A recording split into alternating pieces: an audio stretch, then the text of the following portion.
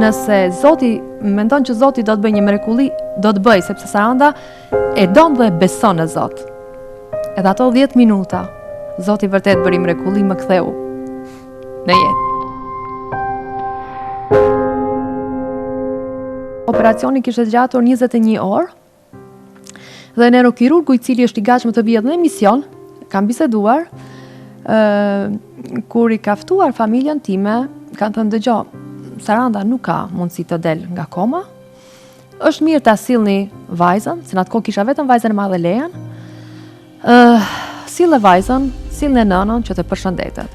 Çka është interesante se nëna i bënte pyetje dhe e përgjëronte motrën, ti konfirmoj se a kam një dorë të thym, a kam një këmbë thym, dhe nëna, motra ime e madhe Artenia tha, unë bëja be pa problem se ti nuk e isha as këmbë as dorë, ti kishe qafën e thyrë.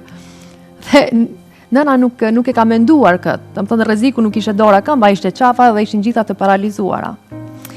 Edhe në momenti kur vinë për të përshëndetur me trupin tim nëna dhe vajza, motrat e mia Artenia Vlora, me neurokirurgun duke biseduar, a i thotë dëgjoj, nënshkruani dokumentet që ta largojmë Sarandën nga intubimi, sepse nuk ka asnjë shpresë.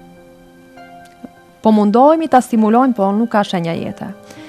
Edhe motra i thotë, doktor, na le edhe 10 minuta kohë. Thonë dëgjoj, ne si mjek, si staf mjekësor, kemi bërë të pamundurën, por vetëm nëse një Zot bëj mrekulli. Dhe motra ime e madhe Artenia thotë, ti do të bëj një mrekulli, do të bëj, sepse Saranda e don dhe beson në Zot. Edhe ato 10 minuta, Zoti vërtet bëri mrekulli, më ktheu në jetë. Në momentin kur jam kthy në jetë, nëna ime shpjegon që kam qarë.